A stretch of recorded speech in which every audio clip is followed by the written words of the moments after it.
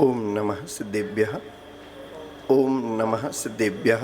ओम नमः सिद्धेभ्यः। ओम नमः सिद्धेभ्यः। ओम नमः सिद्धेभ्यः। हे शांत संत अरिहंत अनंत ज्ञाता, हे शुद्ध बुद्ध जिन सिद्ध अबद्ध धाता, आचार्य वर उवध्याय सु साधु सिंधु, मैं बार बार तव पाद पयो से बंधु, मैं बार बार तव पाद पयो से बंधु, मैं बार बार तव पाद पयो से बंधु।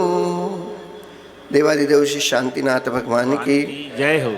देवादिदेव श्री वांस पूज्य भगवान की जय हो। संत श्रोमणी आचार्य भगवंत गुरुदेव श्री विद्यासागर जी महामुनि राज की जय हो। आचार्य परमेष्टि गुरुदेव श्री समय सागर जी महामुनि राज की जय हो। ज्येष्ठ मुनिराज श्री विनम्र सागर जी महामुनि राज की जय हो। पूज्य निसर सागर जी आदि तीन कमनौ कोटि महामुनि राजों की जय हो। 10 लक्षण महापर्व की जय हो। उत्तम ब्रह्मचर्य धर्म की जय हो। परम पूज्य मुनि श्री निस्वार्थ सागर जी महाराज की, मुनि संघ की।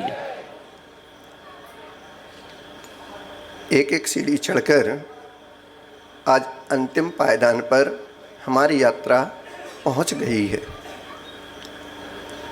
मिथ्यात्व से यात्रा प्रारंभ होती हुई सम्यक्त को धारण करती हुई संयम को जीवन में अपनाते हुए कसायों को छोड़ते हुए और जब श्रेणी को मारते हैं मुनिराज और आगे पहुंचते हैं तो 10वें गुण स्थान में कसायों का मोहिनी कर्म का क्षय कर देते हैं और वहाँ से ऊपर उठते हैं तो 12वें गुण स्थान में पहुंचकर अपने योग निरोध करते हुए ध्यान लगाते हैं और केवल ज्ञान को प्राप्त करके अंतिम मोक्ष तत्व को प्राप्त कर लेते हैं। आज ऐसी वह अनंत चतुर्दशी वासपूज्य भगवान के निर्माण कल्याण के साथ हमने 10 लक्षण पर्व को संपन्न किया है और आज उत्तम ब्रह्मचर्य का भी दिवस है। ब्रह्मचर्य अर्थात 2 उसमें शब्द मिले हैं, ब्रह्म और चर्य। ब्रह्म यानी होता है आत्मा और चर्य यानी होता है आचरण, उसमें चरण करना। तो जो ब्रह्म की अर्थात आत्मा की उपासना करता है, आत्मा का ध्यान करता है, आचरण करता है, सही मायने में तो उसी को ब्रह्मचर्य धर्म की प्राप्ति हुआ करती है, जैसे कि आज वासपूज्य भगवान को हो गई।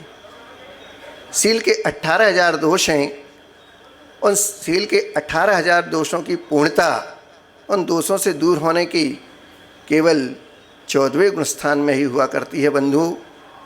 तो क्या हम उसको नहीं भाएं? मैं ऐसा नहीं कह रहा, उसको तो भाना है, लेकिन चूँकि अभी हमको वर्तमान में उसकी उपलब्धि नहीं हो सकती, लेकिन भावना भाने के लिए मना नहीं किया गया है। जो उच्च आचरण करके आगे गए हैं उनके पीछे चलते चलते भी हमें उस मंजिल को प्राप्त करना है। जैसे कहा गया पूर्व वक्ता के द्वारा कि आज 10वीं सीढ़ी पर हम पहुंच गए, 9 सीढ़ी पार हो गए। अब ये 10 दिन केवल हमारी ज़िंदगी के 10 दिन ऐसे बन जाएं कि इन 10 दिनों को देखते देखते अगले 10 दिन और फिर अगले 10 दिन तो 1 माह है, 1 माह से 2 माह है, 2 माह से 6 माह है, फिर वर्ष भर हमेशा ये 10 दिन हमारे प्रतिदिन चलती रहें, तब तो ये हमारा 10 लक्षण पर्व मनाना सार्थक होगा। अन्यथा बरसात में तो मेंढक बहुत टर्रे टर्रे करते रहते हैं और बरसात की समाप्त होती वो मेंढक समाप्त हो जाते हैं। तो हमारी गिनती उन मेंढकों में ना आए कि 10 दिन के 10 लक्षण पर्व में ये बरसाती मेंढक बधाइयों बानियों टर्राते रहे और पयूषण समाप्त होते ही ये भी अपने घर में जाके सो गए। ये पर्व हमें सुलाने के लिए नहीं, जगाने के लिए आते हैं बंधुओं। और इन पर्वों में जिन्होंने अपनी साधना की है, एकासन, उपवास, व्रत, संयम, नियम, सबकी साधना इन 10 दिनों में हो जाती है। साधु भी आप लोग की साधना देख के अपने आप को मैं तो बहुत छोटा समझता हूँ कि मैं 10 दिन का उपवास नहीं कर सकता, लेकिन जिन्होंने किए हैं ऐसे साधकों को प्रणाम करता हूँ, उनकी आत्मा को प्रणाम करता हूँ कि भगवान ऐसी शक्ति सामर्थ्य मुझे भी इस शरीर में प्राप्त हो। लेकिन जितना कर सकता हूँ गुरुदेव की कृपा है, पूज्य बड़े महाराज की कृपा है कि हमको चलाते रहते हैं और मन आह्लादित होता है। क्यों? क्योंकि धर्मी से धर्मी मिलता है तो एक अलग ही उत्साह और उल्लास हुआ करता है, जीवन में उमंग बनती है, उत्साह बनता है। हमको भी इस कार्य को करना है। जैसे प्रभावना आप करते हैं, उस प्रभावना से प्रभावित होकर जिस व्यक्ति का मन भी नहीं होता है किसी कार्य को करने का या दान आदि देने का, तो वो भी आपके उस भावना अंग को देखकर, दान को देखकर उसके भी भाव बन जाते हैं और एक एक करके ऐसी हमारी वह चैन बन जाती है जो आगे तक हमारे कार्य को संपन्न कराती है। इस ब्रह्मचर्य व्रत की भावना के लिए आज किसी विद्यालय में शिक्षा नहीं दी जाती है। शिक्षाएं तो बहुत दी जा रही हैं महाराज, आप कौन सी शिक्षा की बात कर रहे हैं? मैं उस शिक्षा की बात कर रहा हूँ आज के दिन से जिसको जोड़ के रखना है। अब ब्रह्म के सेवन से आज पूरी युवा पीढ़ी बर्बाद हो रही है। विद्यालय में पहले गुरुकुल पद्धति हुआ करती थी कि गुरुकुल में रहकर गुरुजी के पास भाई लोग विद्याध्ययन करते थे और गुरु माता के पास रहकर हमारी बहनें बेटियां वहाँ अध्ययन करती थीं। और जब उनका अध्ययन काल पूर्ण हो जाता था तब उसके बाद उनके लिए शिक्षा साथ में दी ही जाती थी। चारों वर्ण व्यवस्थाएं बताते थे, आश्रम की व्यवस्थाएं बताते थे। सबसे पहले विद्याध्ययन में आपको ब्रह्मचर्य से रहना है, फिर उसके बाद गृहस्थ आश्रम है, गृहस्थ आश्रम के बाद वानप्रस्थ आश्रम है और वानप्रस्थ आश्रम के बाद संन्यास है। इस प्रकार की शिक्षा वहाँ बचपन से ही दी जाती थी और जो भी पुस्तकीय ज्ञान है, व्यवहार ज्ञान है, वो भी उनको दिया जाता था। साथ में अध्यात्म की शिक्षा भी दी जाती थी।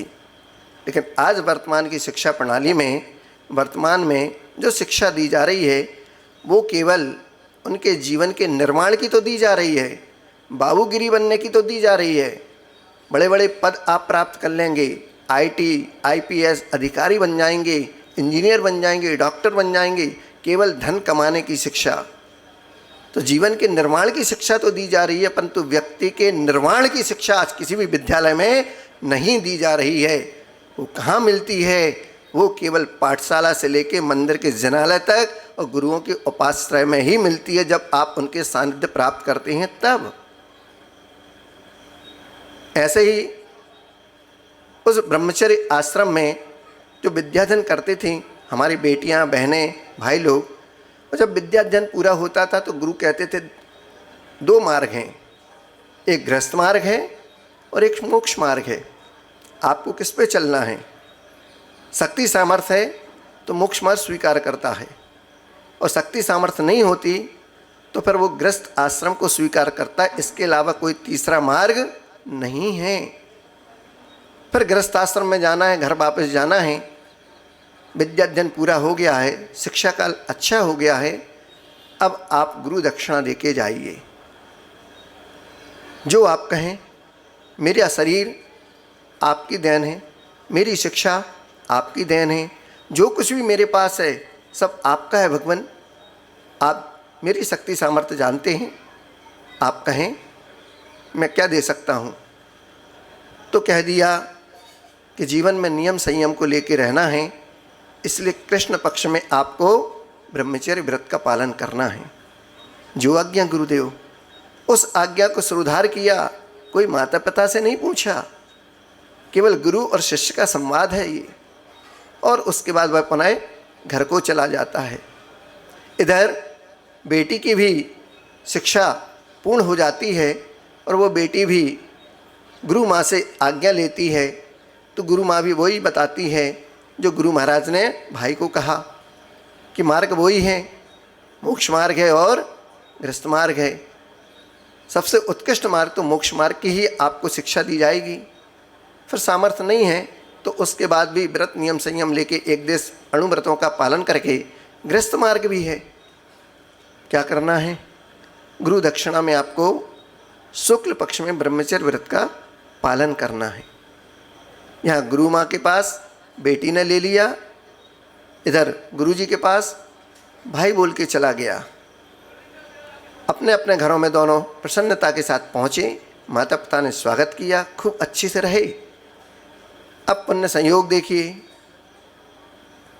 उम्र होती है और उस उम्र में अगर सही समय पर सही कार्य हो जाता है तो बहुत अच्छा होता है, और अगर उम्र निकल जाती है तो पर व्यभिचार आदि भी बहुत बढ़ जाते हैं, जैसे आज वर्तमान में हो रहा है।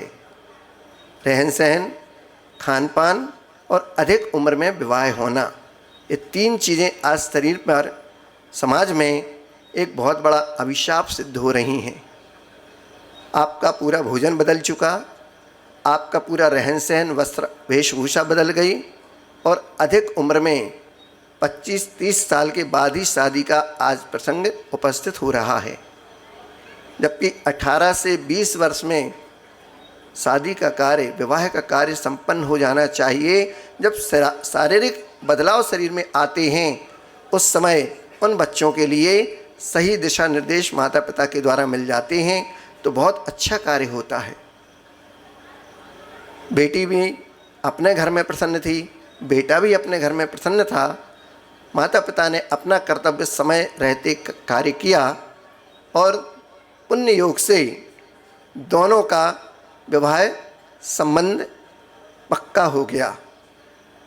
ना बेटे ने घर में किसी को बताया कि मैंने गुरु से क्या नियम लेके आए, क्या गुरु दक्षिणा दे के आए, ना बेटी ने अपने घर में बताया कि क्या मैंने गुरु माँ से व्रत नियम लेके आए, क्या गुरु दक्षिणा दे के आए। दोनों का विवाह संपन्न हुआ। जब ससुराल में बेटी आई और मुलाकात हुई तब मालूम पड़ा कि मेरा शुक्ल पक्ष का ब्रह्मचर्य का व्रत है।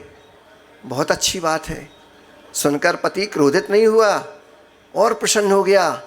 जैसा मैं चाह रहा था वैसी मुझको अर्धांगिनी मिल गई, धर्म कर्म में निपुण, शीलवती, और क्या चाहिए एक व्यक्ति को।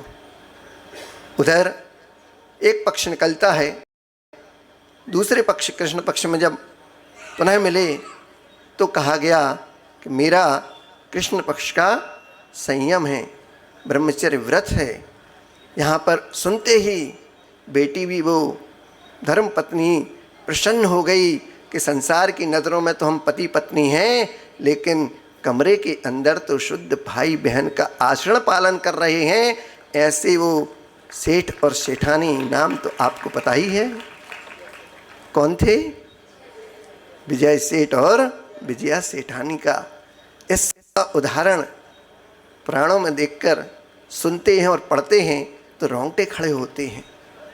ये शिक्षा पहले गुरुकुलों में दी जाती थी। आज गुरुकुल तो खत्म हो गए, लेकिन कंक्रीट के जंगल, बड़े बड़े विद्यालय, बड़ी बड़ी स्कूलें आदि सब बन चुकी हैं। साथ में पहले अलग अलग सेक्शन हुआ करते थे, अलग अलग उसके विभाग हुआ करते थे। आज एक सेक्शन में, एक कमरे के अंदर भी अलग अलग नहीं बैठाते, साथ में बैठाते हैं। 2 डेस्क हैं और 3 चेयर हैं, और 2 चेयर के बीच में एक बेटी को बैठा दिया जाता है, दोनों तरफ भाई बैठते हैं। अब वो कैसे सहज अपना दिनचर्या व्यवस्थित कर पाएगी। लेकिन ये शिक्षाएं अंग्रेजी स्कूलों में दी जा रही हैं, और वस्त्र भी आधे अधूरे, जिनमें आधे पैर दिखाई देते हैं। ऐसी बड़ी बड़ी बेटियां स्कूल जाती हैं। हम लोग भी जब जाते हैं रास्ते में विहार करते हैं, आहारचर्य आदि को जाते हैं, बेटियां निकलती हैं, अपने आप हम लोगों की नज़रें तो नीचे रहती हैं और नीचे हो जाते हैं कि भगवान क्या है ये। शिक्षा और वेशभूषा और भोजन, तीनों चीज़ों के लिए ही तो सबसे ज़्यादा महत्व दिया गया कि जैसा खाओ अन्न वैसा होवे मन, और जैसा पियो पानी वैसी होवे वाणी। जब शिक्षा इस प्रकार की दी जा रही है तो संयम, व्रत, ब्रह्मचर्य कहाँ आपका सुरक्षित रह पाएगा। उस व्रत को सुरक्षित रहने के लिए, रखने के लिए आचार्य भगवंत उमा स्वामी जी महाराज ने तत्वाश्रित महाग्रंथराज, जिसकी आप प्रतिदिन वाचना सुन रहे हैं, पूज्य बड़े महाराज जी के श्रीमुख से उसका एक एक सूत्र का कितना मार्मिक अर्थ दिया जाता है। उस व्रत की भावनाओं में कह रहे हैं आचार्य भगवान कि हमको अगर अपने जीवन का ब्रह्मचर्य सुरक्षित रहना है तो मात्र इन 5 चीज़ों पर ही आपको फोकस करना होगा, ध्यान देना होगा। स्त्री राग कथा श्रवण, तन मनोरांग निरीक्षण, पूर्व व्रतानु स्मरण, वृष्टेष्ट रस स्वशरीर संस्कार त्यागः पंच। मात्र ये 5 भावनाएं ही हैं जो हमारे ब्रह्मचर्य को सुरक्षित रख सकती हैं। और उसकी पूर्णता तो जैसे वहाँ से पूज्य भगवान पा गए, आप शुरुआत में इनका पालन करेंगे तो एक दिन आप भी वहाँ तक पहुँच जाएंगे। यही तो बता के गए हमको वहाँ से पूज्य भगवान, यही तो बता के गए आचार्य भगवान गुरुदेव श्री विद्यासागर जी महामुनिराज। सारे सृष्टि पर जितने भी संत महात्मा हैं, वर्तमान के आचार्य परमिष्टि गुरुदेव समय सागर जी महाराज, जिनके बारे में तो प्रसिद्धि है कि उनकी नज़र कभी उठी ही नहीं किसी के ऊपर। महिलाएं तो महिलाएं, अरे भाइयों के ऊपर नहीं उठती थी, घंटों बैठे रहते थे। पहले से हम लोग भी जाके उनके चरणों में, कोई मतलब नहीं, स्वाध्याय में हैं तो है, नहीं तो आंख नीचे और चिंतन में बैठे हैं। प्रभु गुरु कब बोले देखते थे, घंटों लगाए तब जाके कृपा बरसी है और यहाँ तक वो पहुँचा है। उनका आशीर्वाद कि यहाँ तक ये काया यहाँ तक पहुँच गई, क्योंकि वो भी देखते थे। क्योंकि संग में जाने पर तो सभी साधु हो जाते हैं, शमशान वैराग्य सबको आता है। जैसे जाते हैं ना किसी की यात्रा में, वहाँ पर जाके फिर वही सब, दुनिया में कुछ नहीं रखा है, आज ये गए, कल ये जाएंगे, परसों ये चले जाएंगे। कितना अच्छा व्यक्तित्व था, आज वो भी हमारे बीच से चला गया। सब उनको याद करते हैं, उनकी अच्छाइयों को याद करते हैं, चर्चाएं करते हैं। संसार शरीर भोग से वैराग्य हो गए सब। और जैसे ही वहाँ से बाहर आए, स्नान किया और पुनः अपने उस काम में लग गए, सब भूल गए। इसको शमशान वैराग्य का नाम दिया गुरुओं ने।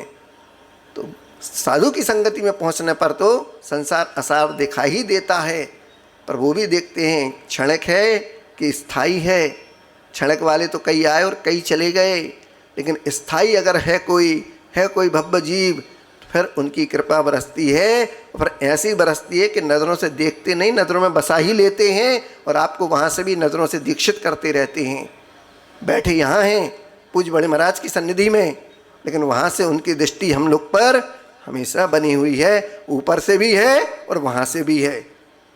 बड़े सौभाग्यशाली हैं कि दोनों आचार्य परमिष्टि का वरदहस्त पूरे संघ का हम सबके ऊपर है। प्रथम योग में इसी को लेकर, इन्हीं 5 व्रतों की भावनाओं को लेकर एक प्रसंग आता है। चूँकि आज उत्तम ब्रह्मचर्य का दिवस है और ब्रह्म यानी आत्मा, चर्य यानी चरण, आचरण करना। जो आत्मा में ही चरण करता है उसका नाम ब्रह्मचर्य हुआ करता है। एक नगर में जिसका नाम था कापिल्य नगर, उसमें राजा नरसिंह नाम का राजा राज्य करता था और उसका एक मंत्री था जिसका नाम था कुबेर दत्त। और कुबेर दत्त एक वहाँ पर सेठ रहा करता था। राजा का नाम याद रखेंगे नरसिंह, और मंत्री का नाम सुमति, और नगर सेठ का नाम था कुबेर दत्त, और उसकी सेठानी का नाम था प्रियंगु सुंदरी। बहुत अच्छे से सबका अपना जीवन यापन हो रहा था। राजा चूँकि धर्मात्मा था, प्रजापालक था, अपने बच्चों की भांति प्रजा को चाहता था और सेठ अपना व्यापार करता था। एक दिन सेठानी के साथ मंदिर जा रहा था और मंदिर जाते जाते जैसे आप लोग चले आते हैं वैसे ही सेठानी भी वस्त्र आभूषण से सुसज्जित, शुद्ध सात्विक विचार वाली, शुद्ध सात्विक वेशभूषा के साथ मंदिर को आ रही थी कि उसी समय मंत्री का जो पुत्र था वह रास्ते से जा रहा था और जैसे ही वह उस सेठानी को देखता है और वह उसको देखते देखते ही मोहित हो जाता है, उस पर आसक्त हो जाता है। और वह जैसे ही घर पे आता है और अपनी सुध-बुध खो देता है। 1-2 दिन निकल गए।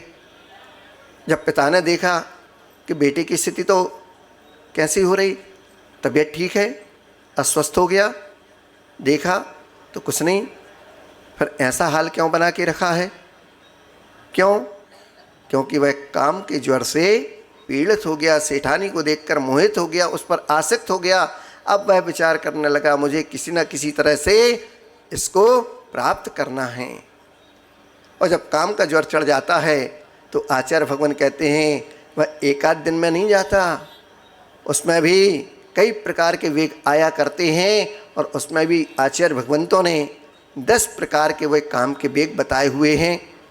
आचार्य भगवान सुखचंद महाराज ने ज्ञानारोग्य ग्रंथ में उस काम के वेग के 10 भेद बताए या 10 उपाय जिसके द्वारा काम जब चढ़ता रहता है। ऐसा वह प्रथम जायते चिंता, चिंताग्रस्त हो गया वो। द्वितीय दुष्ट मिक्षति, देखने की लालसा। तृतीय दीर्घ निश्वासा, खूब बड़ी बड़ी श्वास आहें भरना जिसको कहते हैं आप लोग। चतुर्थे भस्ते ज्वरम, ज्वर तो आ ही गया, काम ज्वर से पीड़ित हो गया। पंचमे दहते गात्रम, देह उसकी जलने लगी, दहकने लगी, दाह उत्पन्न होने लगी। और षष्ठम भुक्ति ना रुचते, भोजन भी नहीं रुचता। कितने अच्छा व्यंजन पकवान माँ बना के रख दे, भोजन भी नहीं रुचता। सप्तमें स्थान मूर्छा, उसको मूर्छा आने लगी, बेहोशी छाने लगी। उत्तमें तत्व, अष्टमें उन्मत्त जैसी दशा उसकी हो गई। और फिर प्राण भी उसके संदेह, 9वीं में प्राण संदेह हो जाता है। और 10वीं में मुच्यते सुरभि, स्वयं ही उसका प्राणांति हो जाता है। ये काम ज्वर के 10 वेग आचार्य भगवान ने बताए। ऐसे काम का दुष्परिणाम जिस पर छाता है, फिर वह इस संसार में किसी चीज़ को न देख पाता है न सुन पाता है। मात्र एक ही आशा उसकी रहती है, कैसे उसको मैं प्राप्त करूं। और उस काम ज्वर से पीड़ित जब वह बेटा मंत्री का हो गया, खाना पीना छोड़ दिया, सब कुछ हो गया, अब वह सुमति पुत्र मंत्री था, उसका पुत्र था। अब जब वह इस प्रकार के ज्वर में पीड़ित हो गया तो पिता को तो चिंता होती ही है, बेटे को कैसे बीमार अवस्था में देख ले, कैसे न कैसे उसके ठीक करने का उपाय सोचता है, इलाज कराता है, कुछ चाहिए तो वो भी दिला देता है, सब कुछ करता है। लेकिन यहाँ तो बात ही दूसरी थी। पहले तो पिता ने उस बात को समझा, धिक्कारा और उसकी निंदा की, लेकिन पुत्र मोही भी तो हुआ करता है। जब देखा कि पुत्र किसी भी तरह से मानने को तैयार नहीं है, तो मंत्री ने उपाय किया कि कैसे न कैसे उस सेठानी को पुत्र से मिलाया जाए। और मंत्री ने एक युक्ति निकाली। चूँकि सेठ था, व्यापारी था, तो कुबेर दत्त को देशांतर जाने के लिए तैयार किया और व्यापार के साधन देते हुए उससे कहा कि तुम विदेश का व्यापार देशांतर में करके आओ। और व्यापार के निमित्त से उसको बाहर भेजने का उपक्रम किया। सेठ ने आकर अपने घर में अपनी धर्मपत्नी को बात बताई। बोले मंत्री ने बुलाया था, राजा की आज्ञा हुई है कि मुझे विदेश जाना है देशांतर व्यापार करने, क्योंकि अपना व्यापार बहुत अच्छा है और राजा मुझे बहुत मान सम्मान दे रहा है। और राजा ने कहा जब विदेश से वापस आओगे तो एक वहाँ का पक्षी भी लेके आना, जल्प पक्षी। तो मुझे तो मानना पड़ेगी आज्ञा, तो मैं जा रहा हूँ। चूँकि स्त्री है, समझ जाती है भावों को, और मंदिर आ रही जा रही है तो देखती भी थी कि रास्ते में वो एक लड़का बैठा रहता है, वो हमको देखता रहता है, तो भावों को तो वो ताड़ जाती हैं। क्योंकि सबसे ज़्यादा उनके पास ऐसी शक्ति हुआ करती है, महिला शक्ति, जिसके द्वारा वह सामने वाले के मनोभावों को पहचान जाती हैं। वो समझ गई कि मंत्री का पुत्र है, कुछ ना कुछ इसमें दाल में काला है। तो वह कहती है कि आप केवल देशांतर जाने का नाटक कीजिए, जाना नहीं है। आप ऐसा बता दीजिए कि मैं आज कल वहाँ से नगर से चला गया, और आप पीछे के रास्ते से घर में आ जाइए, बाकी मैं सब संभाल लूँगी। और इतना कहकर वो कुबेर दत्त सेठ को राजा के पास पहुंचा देती कि आप बोल के आओ, मैं जा रहा हूँ। राजा की आज्ञा लेकर, सबसे शुभकामनाएं लेकर वह कुबेर दत्त सेठ अपना माल आदि जहाज़ों में भर के और निकल जाता है और वापस रात्र में आके घर में रह जाता। एक दो दिन निकलते हैं कि मंत्री का पुत्र अब अपना रास्ता खाली जानकर कि अब कोई नहीं रोक टोक वाला, घर में केवल सेठानी अकेली है, मैं बेरोक टोक घर में जा सकता हूँ, जाने का उपक्रम करता है। इसी बीच वह सेठानी 2 दिन में बहुत अच्छा एक उपाय तैयार कर लेती है घर में। जैसे ही वह अंदर पहुँचता है और अपने मधुर संभाषण के द्वारा वह सेठानी उसका स्वागत करती है, बुलाती है और अंदर वो कुछ बोल पाए इसके पहले ही अपने मिष्ट वचनों के द्वारा एक चारपाई वहाँ पर जो रखी थी उस पर उसको बैठने का संकेत करती है। और जैसे ही वह बैठता है कि अब तो मेरा रास्ता क्लियर है, साफ है, कोई रोक टोक वाला नहीं है, अब मैं अपना मनोभाव व्यक्त कर सकता हूँ, जो मेरे मन के अंदर कामना है वो पूरी कर सकता हूँ। मैं और सेठानी, घर में कोई तीसरा भी नहीं है। अपने ख्याली पुलाव को पकाता हुआ और अपने स्वप्न संसार में गोते लगाता हुआ वह मुस्कुराते हुए उस सुंदर चारपाई के ऊपर जो चादर बिछी हुई थी, जिस पर इत्र की अच्छी महक, खुशबू, सुगंध आ रही थी, उसको देखकर और लगता है कि सेठानी भी मुझको चाहने लगी। और वह जैसे ही उस पर बैठता है वैसे ही धड़ाम से नीचे गहरे गड्ढे में गिर जाता है। गड्ढा कहाँ से आ गया? उस सेठानी ने उसके भावों को जानकर पहले ही अपने बचाव का रास्ता बना लिया था और अपने घर का, आपके यहाँ पे सेप्टिक टैंक होता ना, ऐसे ही उसके घर का पाखाने का जो टैंक था उसके ऊपर से उसने केवल चारपाई रख दी और उसमें कोई निवार नहीं लगी थी। चारपाई में केवल 4 कोने थे और ऊपर से केवल चादर पड़ा था। और जैसे ही बैठा तो उतने नीचे गहरे गड्ढे में, अर्थात पाखाने के गड्ढे में गिर गया। अब वह सेठानी की चाल को समझ गया कि इसने मुझसे बदला लिया है और गहरा गड्ढा था, अकेले निकल नहीं सकता। अब उसमें वो हाय तौबा मचाने लगा, चिल्लाने लगा, मुझे बचाओ, क्षमा याचना करने लगा, आदि आदि। लेकिन सेठानी ने क्षमा नहीं किया। बोले इस कृत्य की क्षमा नहीं हो सकती, इसके लिए तो दंड मिलेगा। और उसने उसको गड्ढे से नहीं निकाला और सेठ और सेठानी अपना दोनों मिलकर कार्य करते रहे। सेठ गुप्त रूप से घर में रहा, लोगों को यही पता था कि सेठानी घर में अकेली है और सेठ व्यापार के लिए बाहर गया है। उधर मंत्री भी प्रसन्न था कि पुत्र तो सेठानी के घर में गया है और वहीं रह रहा है, तो क्यों हम उनके बीच में जाके उनको परेशान करें, मिलने जाएंगे तो अभी रहस्य खुल जाएगा। तो सेठ मंत्री भी चुपचाप अपना राजकार में राजा के पास रहता था और खुश था कि चलो मेरे बेटे की इच्छा पूर्ति हो गई। पर उसको ये थोड़ी पता था कि बेटे के साथ घर के अंदर क्या कृत्य हुआ। और इस प्रकार करते करते 6 माह व्यतीत हो गए। फिर एक दिन सेठ ने अपने वापस आने की सूचना दी। नगर में वापस आया, राजा ने खूब उसके साथ सम्मान किया, खूब उसकी आवभगत की, घर में गया। तब सेठानी ने और सेठ ने मिलकर उस व्यक्ति को बाहर निकाला और उसको काला मुंह किया, पंख लगा दिए, पिंजड़े में बंद कर दिया हाथ पैर बांधकर, और वो पिंजड़ा लाके सीधा राजा के सामने प्रस्तुत कर दिया। आपने कहा था ना कि विदेश से जा रहे हो तो विदेश से वापस आने पर एक जल्प पक्षी लेके आना, ये वही पक्षी है। राजा देखता है, प्रसन्न हो जाता है और प्रसन्न होकर ही जैसे ही पिंजड़े के पास पहुंचता है, तुरंत कुबेर दत्त सेठ और उसकी रानी सेठानी दोनों क्षमा याचना के साथ, महाराज अपराध क्षमा हो, ये कोई जल्प पक्षी नहीं है, हमारे साथ इसने अनैतिक कार्य करना चाहा, तब हमने इसके लिए बंदी बनाया है और पूरी कहानी राजा को सुना देता है।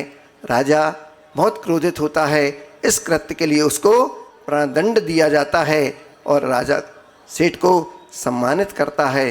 बोले हमारे नगर में इस प्रकार सील की रक्षा करने वाली ऐसी धर्मात्माएं, सेठानी महिला वर्ग हैं, इसके लिए तो हम अपने जीवन को भी धन्य मानते हैं कि यथा राजा तथा प्रजा, जैसा राजा आचरण करता है वैसी तो प्रजा ही आचरण करेगी। राजा धर्मात्मा है, घर में धर्मात्मा पिता हैं, दादाजी हैं, तो फिर बेटा घर में सो नहीं सकता। जब दादाजी जाते मंदिर, पिताजी जाते हैं, माँ जाती हैं, तो मैं भी जाऊंगा, धर्म पत्नी को भी ले जाऊंगा, बच्चे को भी ले जाऊंगा। 4-4 पीढ़ी एक साथ यहाँ पर मैं रोज़ देखता हूँ अभिषेक पूजन में कैसे दौड़ दौड़ के आते हैं। सुबह सुबह मन आह्लादित होता उनको उन श्वेत वस्त्र को देखकर। ऐसे लगता है जैसे साक्षात लोकांतिक देव वो बच्चे के रूप में आ रहे हों कि मैं भी प्रभु को तो एक बार स्पर्श कर लूँ। ऐसा वह उत्तम ब्रह्मचर्य का दिवस जिसको पाने के लिए हर कोई लालायत रहता है, क्योंकि अब ब्रह्म में तो प्राणदंड मिलता है, लेकिन जो उत्तम ब्रह्मचर्य का पालन किया करते हैं वो जीवन का अपना ब्रह्म अर्थात आत्म तत्व को प्राप्त करते हैं। उत्तम ब्रह्मचर्य का दिवस आज हमें यही सिखाने को आया है। और उसका नाम क्या था? क्या नाम था उसका? आपने कहानी तो सुन ली है? उस व्यक्ति का नाम था कडार पिंग। इसलिए मैंने नाम रोका था क्योंकि आपने कथा तो सुनी नहीं, विजया सेठ और विजया सेठानी की तो सुनी है।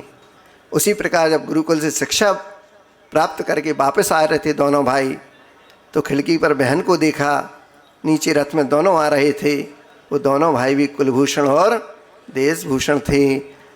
उसको देखते ही मन में काम विकार उत्पन्न हुआ और जो दोनों भाई एक दूसरे पर जान छिड़कते थे वो एक दूसरे की जान के प्यासे हो गए। धिक्कार है इस काम विकार को। बाद में जैसे ही पहुँचते घर में तो मालूम पड़ा ये तो आपकी बहन है। तो उस समय तो नहीं थी, उस समय आप छोटे थे, जब गुरुकुल चले गए उसके बाद उसका जन्म हुआ। आज आपकी बहन आपके घर में आने पर प्रसन्न हो गई, आपकी आरती उतार रही है। दोनों ने जब सुना देखा तो उल्टे पैर वापस बन को निकल गए और जिन दीक्षा को धारण कर लिया। धिक्कार है इस काम विकार को जिसके द्वारा भाई भाई में, माता पिता में लड़ाई झगड़े होते हैं। आज घर में न बेटियां सुरक्षित हैं न माताएं सुरक्षित हैं।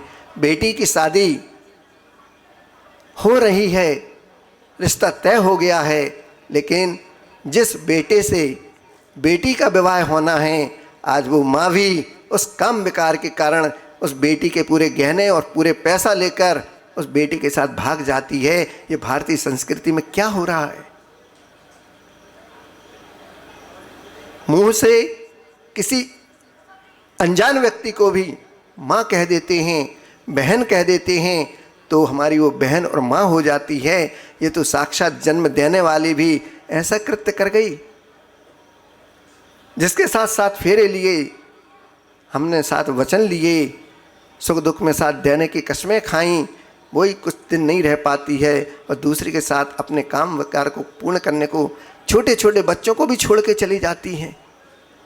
और अगर बच्चे बाधे बनते हैं तो बच्चों को मार देती हैं, चाहे सूटकेस में बंद करा दो चाहे ड्रम में बंद करा दो। देख लो आप स्थिति क्या है। केवल इस शिक्षा पद्धति का एक कारण है कि आपने जीवन के निर्माण की शिक्षा तो दी है, लेकिन जीवन के निर्माण की शिक्षा आज किसी विद्यालय में नहीं दी जाती कि स्त्री रथा श्रवण तन मनोरांग निरीक्षण पूर्व रतानु स्मरण वैश्रेष्ठ रस स्वशरीर संस्कार त्याग पंच, ये 5 जीवन की मूलभूत शिक्षा किसको और कहाँ मिली विद्यालय में? बताइए आप। केवल एक स्त्री को देखने का ये परिणाम निकला कि कडार पिंग को मृत्यु दंड मिला। देखा ही ना स्त्री राग कथा, आप पढ़ते हैं, मोबाइल देखते हैं, घंटों घंटों उनकी चर्चाओं में रहते हैं। ऐसी चर्चाओं के लिए ही तो ब्रह्मचर्य की सुरक्षित रखने के लिए मना किया गया है। आज घर घर में पहले टेलीविज़न ने बिगाड़ा था, अब मोबाइल हाथ में आ गया। इनकमिंग आउटगोइंग नहीं, अब तो चित्र भी सामने चाहिए और उस चित्र के माध्यम से क्या क्या विचित्रताएं आ रही हैं आप खुद देखते जाइए। यहाँ तक कि मुझे सुनने में भाई बताते रहते हैं कि मोबाइल ऑफ करने के बाद भी आपने कमरे में रखा है, आप अपने बिस्तर पर बेड पर सो रहे हैं, मोबाइल दूर है, मेज़ पर रखा है, लेकिन कमरे के अंदर भी आपने कोई अगर चर्चा की है तो वो भी मोबाइल में जा रही है और आपका डाटा कहीं और पहुंच रहा है। और सुबह जैसे ही आप ऑन करते हैं, अगर आपने किसी वस्त्र की, कोई जेवर आदि की या कोई और भी जो बाज़ार से आपको ख़रीदना है चर्चा की होगी, तुरंत उसका विज्ञापन सुबह मोबाइल खोलते ही आपके पास मिलेगा। ये कहाँ से पहुँच गया उनके पास? क्योंकि आपके मनोभावों की चर्चा वहाँ पर पहुँच गई थी और वहाँ पहुँचते ही उन्होंने डाटा को आपके पास वहाँ तक पहुँचा दिया। इस कंपनी का शूज़, इस कंपनी के वस्त्र, ये जेवर आदि जो आपको लेना हो, घर पहुँच सेवा है और घर पहुँच सेवा वाले ही घर को बर्बाद कर रहे हैं, ये भी देख लीजिएगा। एक और, ये तो दी हमने आपको प्राण की कथा। गाय का भी ब्रह्मचर्य हुआ करता है। त्रियंज भी अपने उस ब्रह्मचर्य की रक्षा करने के लिए अपने प्राणों की आहुति दे दिया करते हैं। सीता माँ के रक्षा के लिए तो जटायु पक्षी ने अपने प्राणों की आहुति दी थी, लेकिन यहाँ पर अयोध्या प्रसाद जी एक गोयली करके व्यक्ति हुए हैं, उन्होंने अपने एक संदर्भ पत्र में लिखा है और ये सत्य घटना है उनके गांव की। उनका गांव था रजपुरा, वहाँ से एक 12 कोस दूर एक मुराना नाम का गांव था। वहाँ पर एक परिवार रहता था। उस परिवार में एक गाय थी, सुंदर धवल, स्वच्छ, हष्टपुष्ट, और वह गाय प्रतिदिन जंगल जाती, अपना चारा आदि चर के आती, दोनों समय अच्छा दूध देती, बच्चे भी हिलमिल गए उसके साथ। समय गुजरा और उस गाय ने 2 बछड़ों को, स्वस्थ बछड़ों को जन्म दिया। और 2 बछड़ों को जन्म देने के बाद उस गाय ने अपने मन में एक संकल्प कर लिया। समय निकला, बछड़े बड़े हुए, परिवार के बच्चे उसके साथ खेलते थे, कूदते थे, घर में आंगन में उन बछड़ों के साथ खूब चहल पहल बनी रहती थी। पुनः समय के बाद उस परिवार के लोगों ने उस गाय को गर्भाधान कराना चाहा। तो कुछ प्राकृतिक क्रियाएं होती हैं, कुछ प्राकृतिक हुआ करती हैं। तो सामान्य से जो गर्भाधान होता है जंगल आदि में जाके गाय अपना करके आती हैं, लेकिन अप्राकृतिक रूप से कुछ उसमें व्यक्तियों के द्वारा कार्य कराया जाता है, तो उस गाय को स्वीकार नहीं था। सारे प्रयास कर लिए गए, लेकिन गाय को गर्भाधान नहीं हुआ।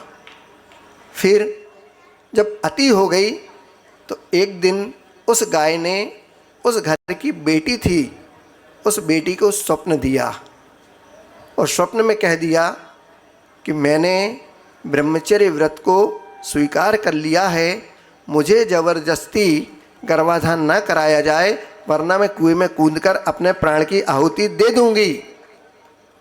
ऐसा संकल्प उसने किया। और जब सुबह बेटी ने घर वालों को ये बात बताई, माता पिता को ये बात बताई, तो किसी ने उसकी बात का विश्वास नहीं किया। अरे गाय भी कभी ब्रह्मचर्य व्रत को धारण करेगी? संगी पंचेंद्री है, क्यों नहीं करेगी? अणुव्रतों को धारण नहीं कर सकती क्या? त्रियंज करते हैं।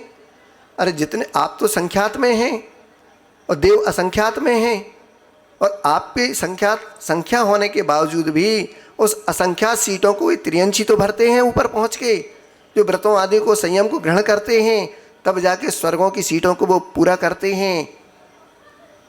तो गाय ने भी ब्रह्मचर्य व्रत को स्वीकार किया, लेकिन परिवार वालों ने बेटी की बात को सच नहीं माना।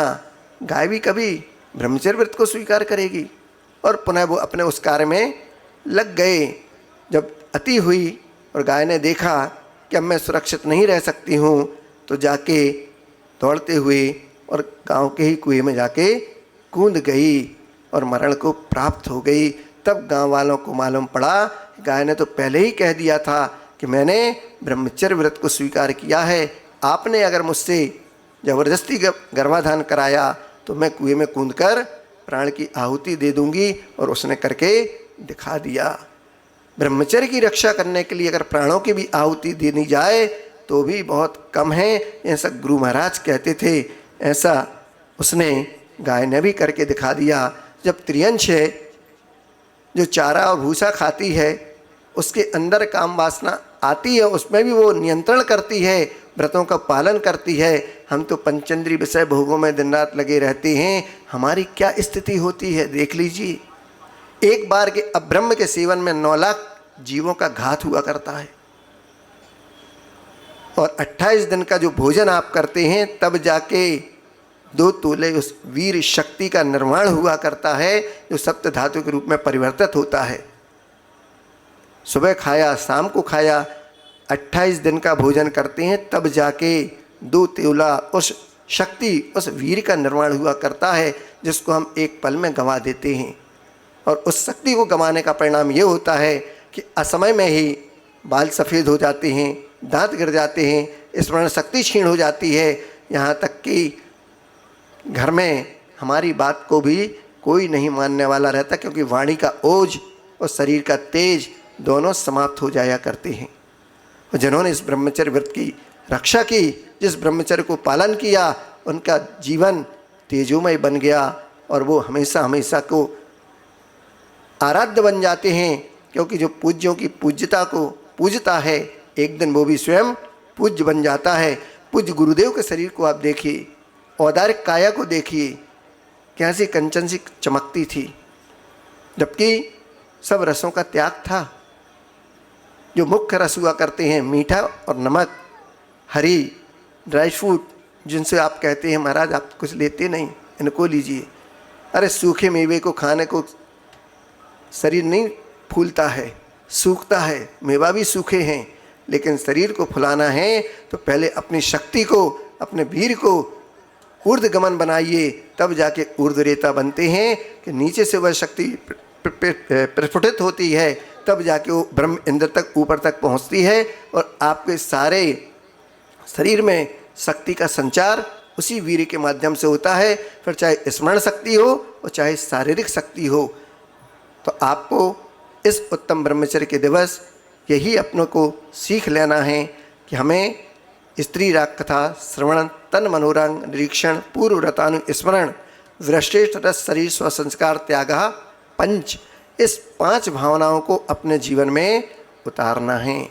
ना इष्ट मिष्ट और गरिष्ठ ऐसा भोजन भी नहीं करना है जिससे हमारी इंद्रियां उद्दीपता को प्राप्त हों, आवेग को प्राप्त हों, और उसके साथ में निरीक्षण आदि उनसे दूर रहते हुए कार्य करें। और अंत में आता है स्वशरीर संस्कार त्याग 5। अपने शरीर को भी, जैसे अभी वर्तमान में 10 दिन से आपने साबुन, तेल, फुलेल, इत्र, डीओ आदि आदि जो श्रृंगार की सामग्रियां हैं, शरीर को फुलाने वाली हैं, उन सब का त्याग किया है। न कंघी करते हैं, न तेल लगाते हैं। देख लो कैसे कैसे सब भाई लोग बैठे, पहले ही करा के आ गए मुंडन। महाराज न बांस रहेगा न बांसुरी बजेगी, पहले अलग करवा दिए। क्यों? शुद्ध ब्रह्मचर्य का पालन करेंगे। जब श्रृंगार ही नहीं रहेगा तो हमारे लिए कौन देखेगा? तो ऐसा भी हमारे शरीर में थोड़ी विकृति आना चाहिए। इसलिए साधु परमेष्टि आयस्नान व्रत पालन करते हैं, कि स्लॉन्च करते हैं। आपकी तरह आईना नहीं देखते। क्यों? आईना देखेंगे तो श्रृंगार होगा, श्रृंगार नहीं। मंजन भी नहीं करते। शेष 7 गुण जो हैं उसको इसीलिए है क्योंकि हमसे व्यक्ति प्रभावित ना हो, दूर रहे। मुंह से थोड़ी गंध आएगी तो दूर रह के बात करेगा। शरीर में मल वगैरह लगा रहेगा तो हमसे और भी किसी प्रकार का आकर्षण नहीं होगा। कि स्लॉन्च करेंगे तो पूरी तरह तो जैसे आप लोग नाई से बनवाते हैं बाल, उस तरह चलाते हैं, वैसे तो नहीं होगे।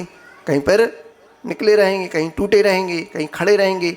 कहा ही गया है कि जिस प्रकार खेत से फसल निकालने पर डंठल खड़े रहते ना, ऐसे ही बालों को रखना तो आपके चेहरे से कोई प्रभावित नहीं होगा, आपसे कोई लगन नहीं लगाएगा।